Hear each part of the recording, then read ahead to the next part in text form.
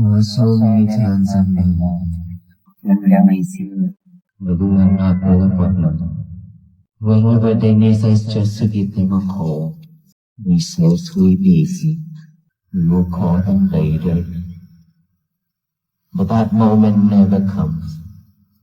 There are times that they have prepared dinner for us, waited for us to come home on their sofa. The food are getting colder and colder, and we still not home. There are times they sit in front of the doors waiting for us to come home, yet we are not home. We left them with tears, sorrow. Whenever they say something that we dislike, we walk out the door, left them with tears. Their love towards us is like the water in the oceans, but our love towards them is just like a drop of rain on the leaf that would dry out when the sun rises. There's a lot of time in life when we travel, when we hang out with friends, we have never thought of. We have made them cry so many times in life, and sorrow and suffering. Now that we ask them for forgiveness, either they're still alive or passed away. Now let us think of our loved ones, our family members.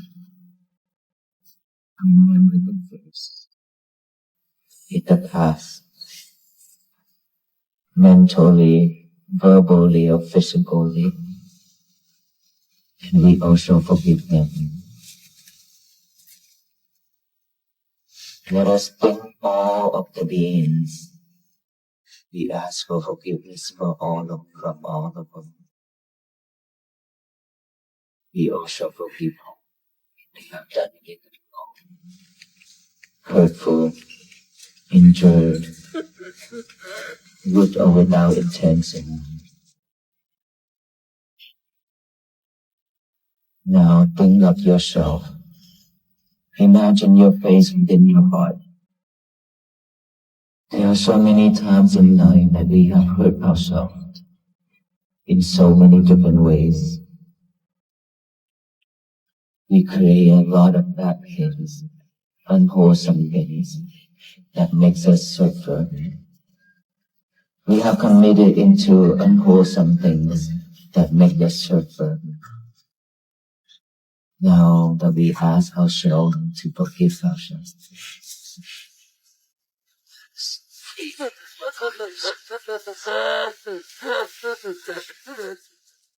let us be well, be happy, and be peaceful. So now that we already did everyone, we can give ourselves, we ask for forgiveness from the others. We have the year of 2026 is going to be a different year, a different person. Is that right? We will no longer hold in hatred, anger, or anything like that towards anyone in this world. Can we do that? We should be like that. That is loving kindness. Without loving kindness, without compassion, there will be no peace. And we are coming out here for peace. That is the reason why I guide all of us to do the forgiveness meditation, to bring peace for ourselves. That is the practicing of loving kindness and compassion. Without these, there will be no world peace. I'm holding a red envelope. This is like our Lunar New Year's tradition. This is not money, okay?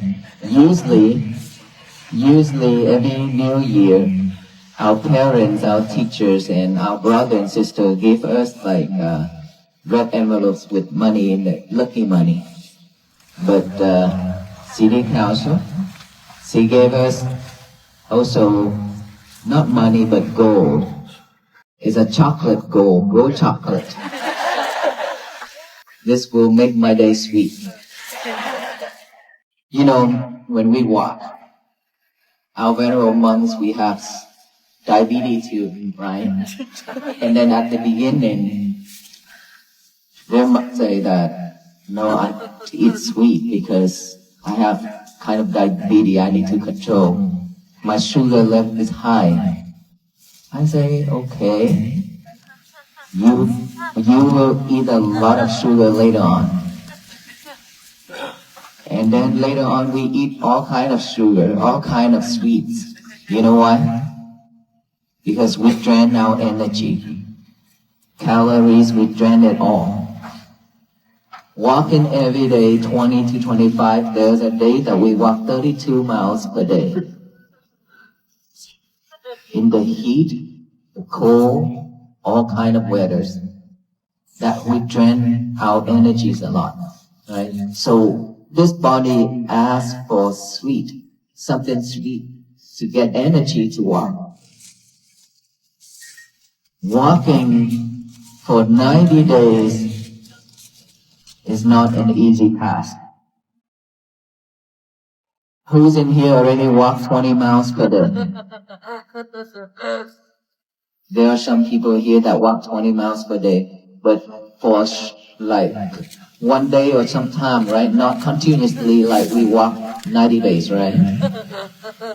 So our walk started out from Fort Worth, Texas to here. And it's amazing to see all the people coming out in North Carolina when we enter into the state line. And it's just overwhelmed us with the amount of people. I don't know why and how. You don't have to go to work or something. But every day I have to ask this question every day for the last 7 days in North Carolina. Because everywhere we walk, there's just people standing on the road and like right now. That's a love. It's so much love. Too much love.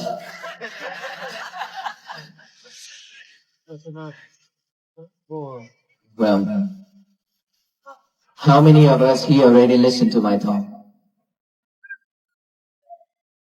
Okay, still a lot of people haven't listened to my talk yet, right? Do you want me to talk or you want to ask questions? Talk? I don't know why you keep listening to the old thing over and over. You're not bored for real? Huh. Sometimes I ask myself, is this real? Well, if you want to listen to talk, then I talk then.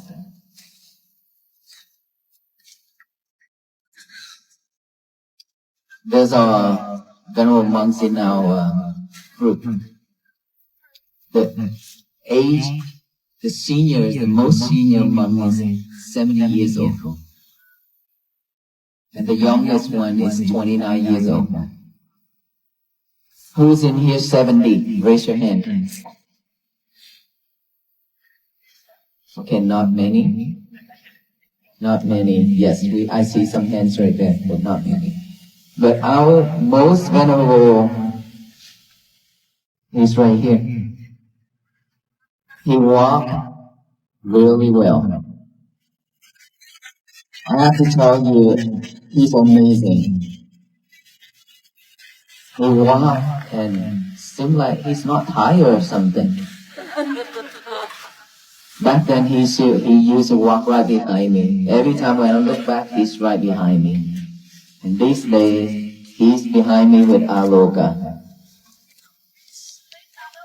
You see that? I just mentioned Aloka and you sidetracked right away. This is exactly what I'm talking about. Never focus. How can we have peace here? That was just a test. Yeah, we failed big time. Imagine if Aloka suddenly walked out. You see, you sidetrack again. It's all just a past. But Aloka is here, okay? Yes, Aloka is already back. Well, I didn't hear that when we came out. That's so sad. When we walk, every step, there are days that we walk like 30, 50, 60,000 steps. It's a lot of steps, right?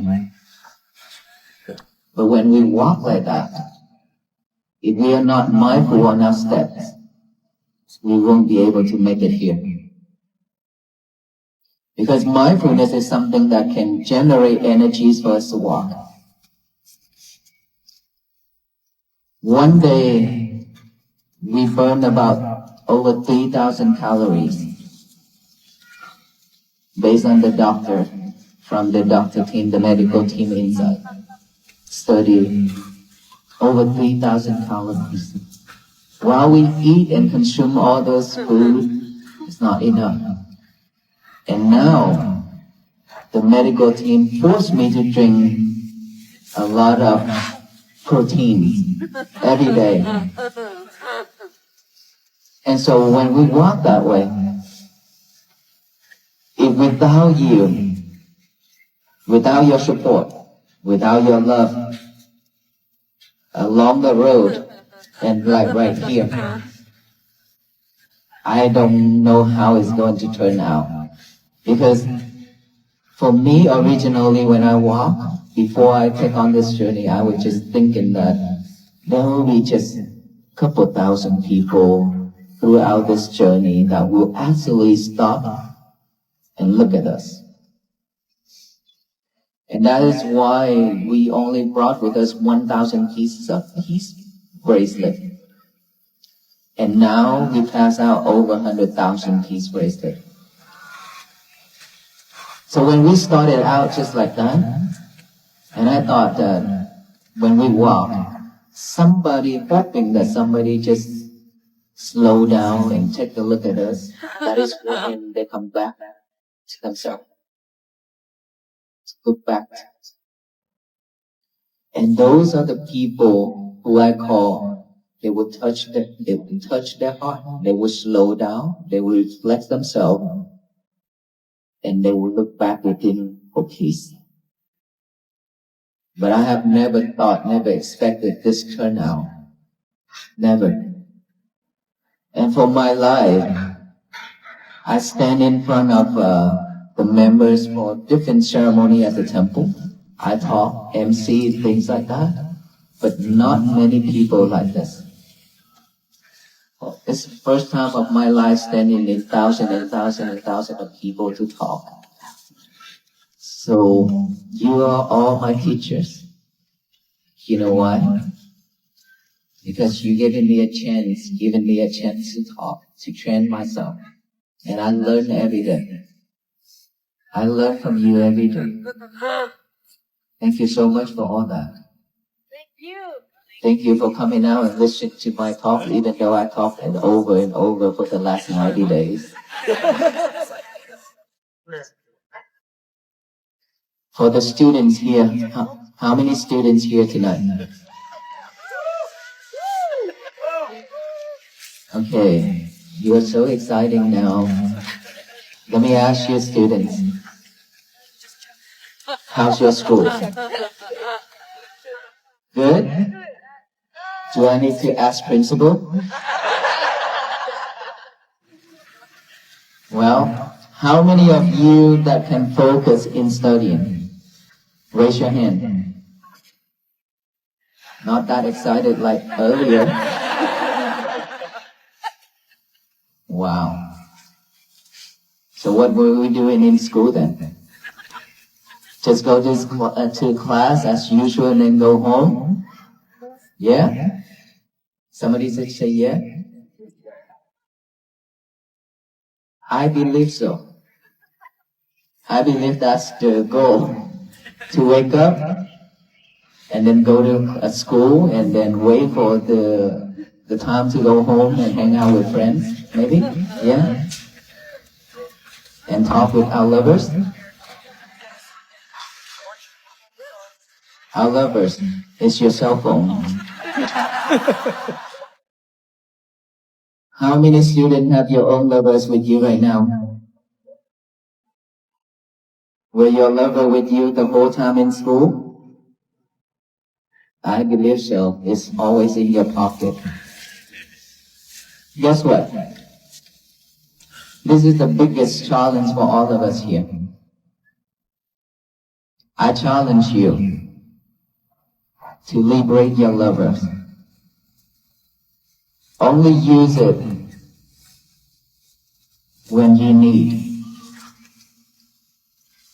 And when you don't need, you lock him or her up and put it in the casket or in the box.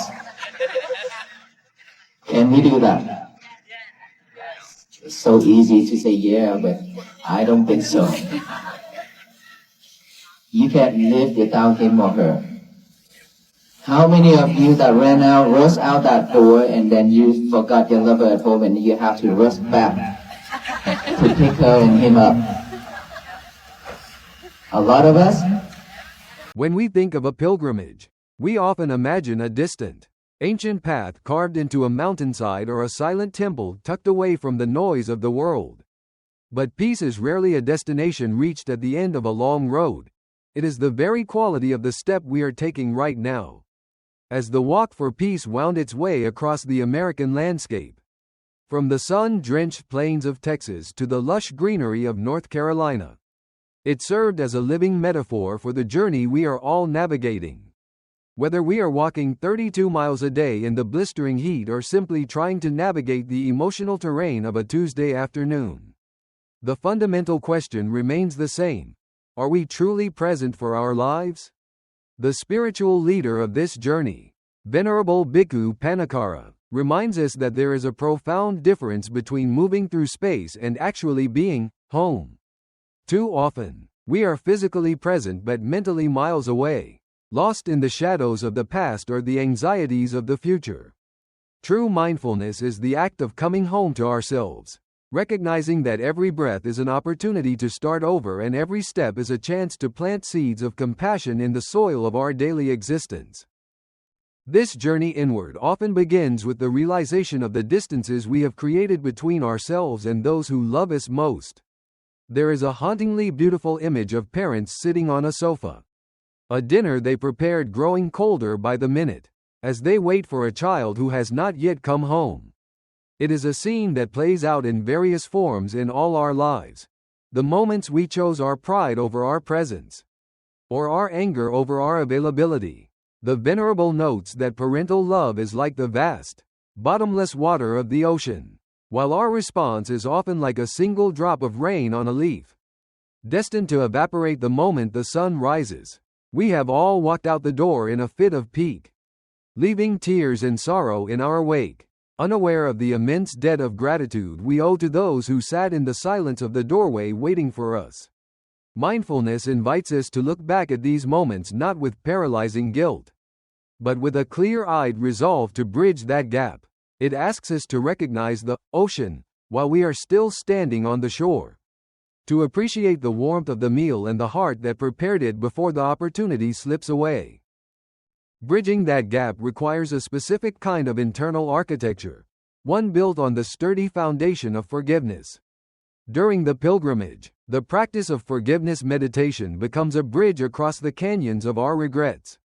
It is a threefold process that begins with the courage to ask for forgiveness from those we have hurt.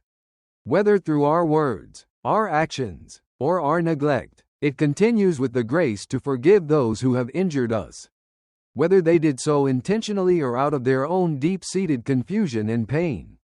Finally, and perhaps most difficult of all, it requires us to turn that lens of compassion inward. We are often our own harshest critics, creating unwholesome narratives that keep us tethered to our suffering. By visualizing our own faces within our hearts and offering ourselves the same mercy we would a dear friend, we begin to dismantle the hatred and anger that block the path to peace. As the Venerable suggests, without this internal clearing, There can be no world peace. We cannot give to the world a tranquility that we have not first cultivated within our own skin. This cultivation is not merely a mental exercise. It is a physical reality that demands everything of us. On the road, the monks burned over 3,000 calories a day, their bodies demanding gold chocolate and sweet proteins just to keep the engine running through the cold and the heat. They discovered that while the body has its limits, mindfulness acts as a unique kind of fuel that generates energy where there should be none. When you are taking 60,000 steps in a single day, you cannot afford to be distracted. If your mind is wandering to the next town or ruminating on the blisters of the previous mile, the weight of the journey becomes unbearable. You must be entirely in the current step. This is a vital lesson for the American audience. We are all running marathons of stress, work, and responsibility. We often feel drained, not because we lack calories, but because we lack presence. By focusing on the sweetness of the moment and the energy of the immediate task, we find the stamina to endure the 90-day journeys of our own lives. Discovering that the spirit can carry the body far beyond its perceived limitations.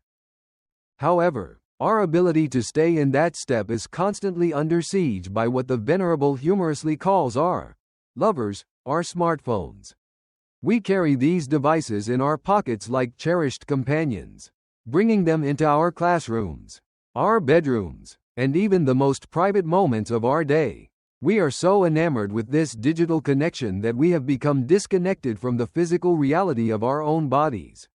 There is a gentle wit in the observation that we can no longer even perform basic biological functions without the distraction of a screen, leading to a kind of constipation of the soul, where nothing flows because our attention is fragmented.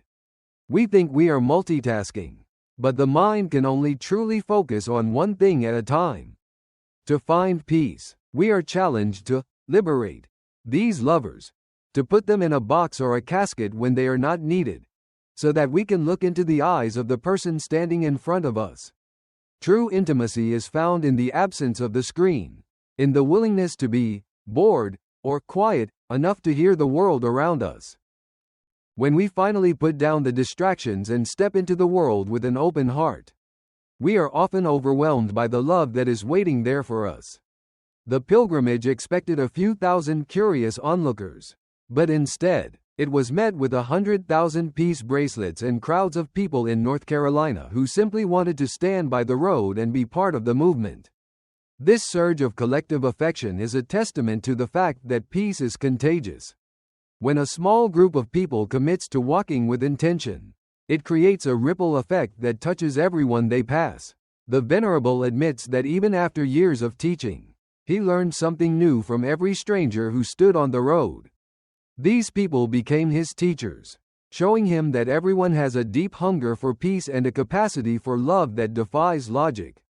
It reminds us that we are never walking alone, even when the road feels solitary. We are supported by a hidden network of people who are also searching for a way to be more kind and more present. As the journey nears its conclusion, or perhaps its new beginning, we are left with the metaphor of the gold chocolate, the small, sweet rewards that make the struggle worthwhile. The red envelopes of the Lunar New Year usually contain money, but in this context, they contain something far more valuable, a reminder to keep the day sweet.